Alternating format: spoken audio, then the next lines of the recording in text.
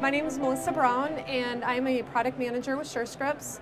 I've been with Surescripts a little bit over 3 years, and during that time I've worked on a number of initiatives to bring forward an electronic prior authorization solution.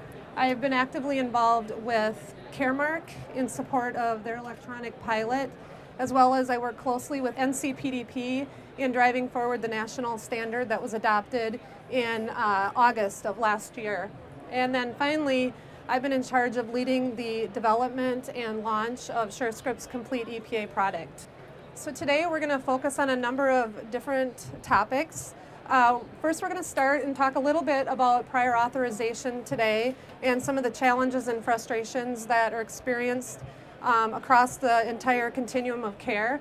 And then we're going to talk a little bit further about Surescripts' CompletEPA solution and provide you with some information around how our product works, the key features, and how you can get started with us. And then at the end, we'll open the floor up for any questions that you may have.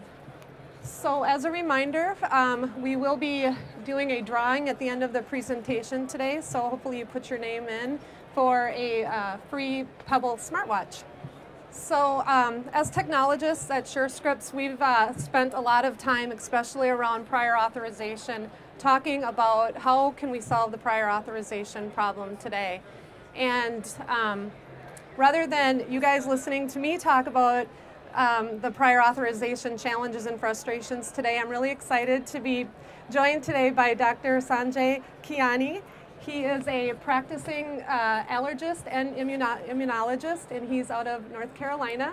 I'm going to give the floor to you, Dr. Keeani, and you can share some of your additional information and insight around prior authorization.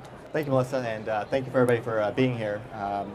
My background, my first passion was electrical engineering, and had a job lined up with IBM, but I really wanted to have direct contact and make a difference in people's lives.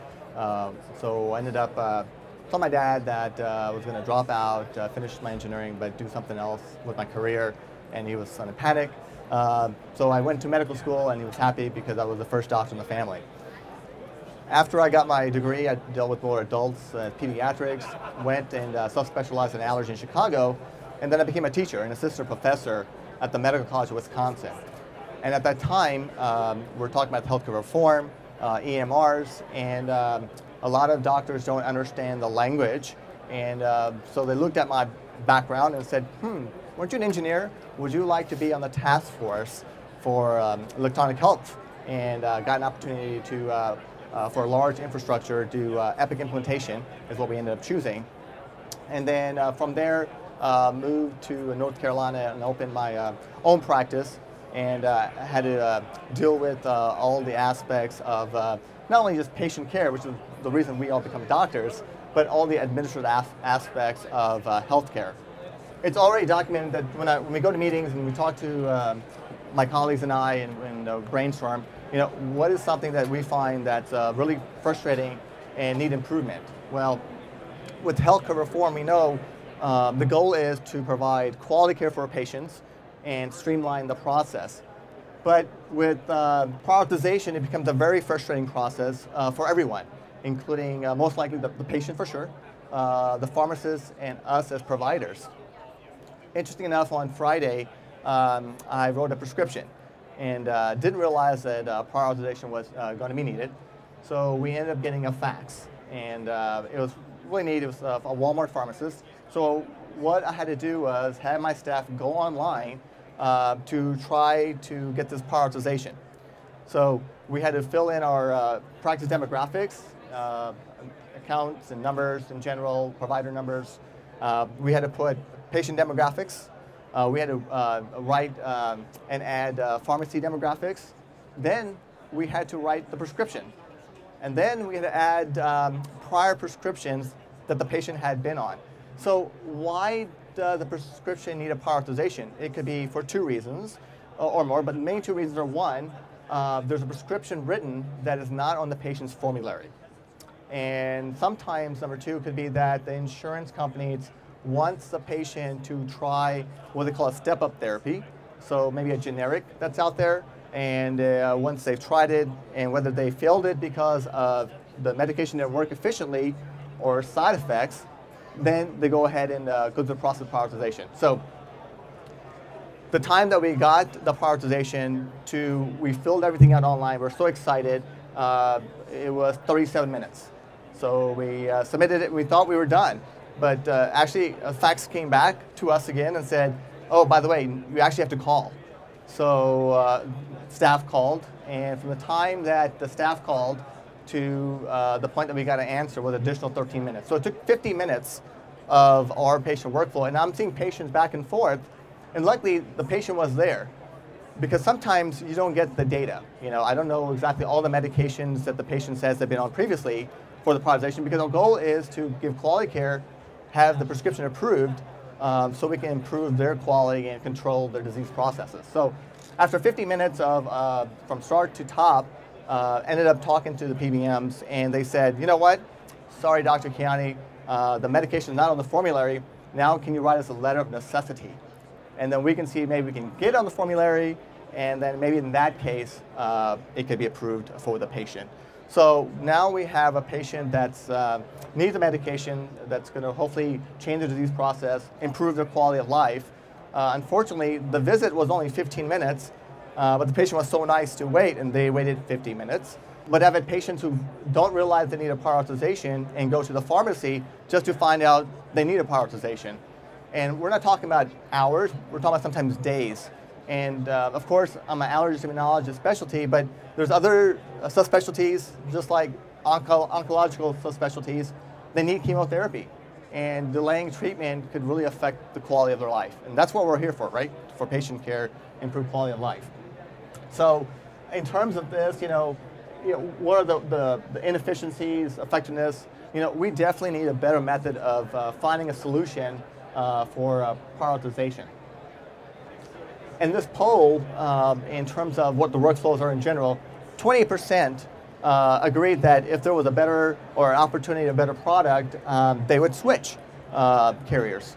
And I would say that everything from, we're in a great HIMSS conference, meaningful use, quality care, everything is going electronically.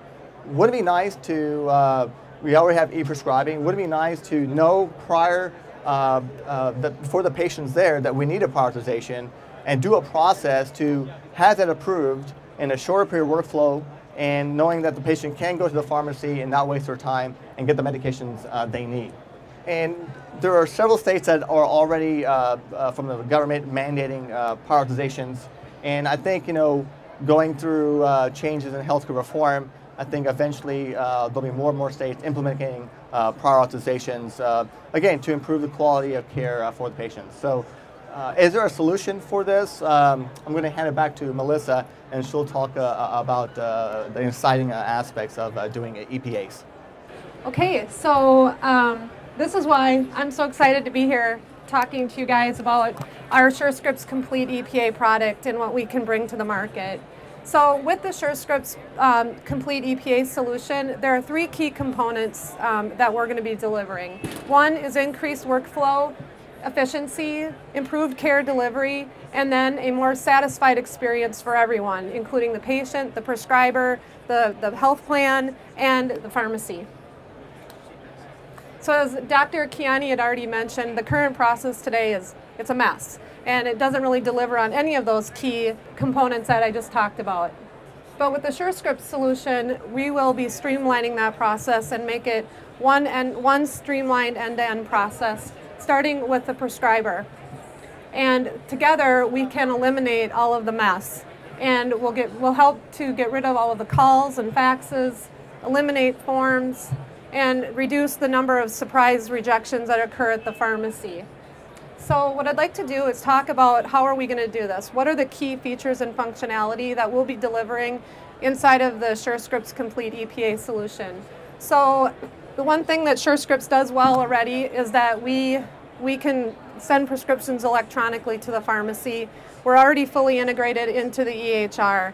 And this is our opportunity to take e-prescribing to the next level and to streamline the process and leverage a lot of the functionality that we've already built into the network and with many of our EHRs. So what we will do is, because the EPA process will be part of the electronic prior authorization, or the electronic prescription writing process, and we're already integrated into the EHR, we're going to leverage a lot of the features and functionality that many EHRs have already implemented with us. When the patient comes in for a visit, we'll be leveraging the eligibility. We'll be looking at our formulary data to determine whether or not proactively if that patient does need a prior authorization. And then through our connections with the EHRs and the PBMs, we'll have the ability to send transactions in a real-time manner, and we'll be able to display the question sets that are available in the transaction to the prescriber. So the information can be completed within the EHR real-time and become extremely efficient. And the end result is, because everything is handled prospectively, the end result will be that the prescription arrives at the pharmacy, the prior authorization is already taken care of up front, and you already know that the drug's been approved.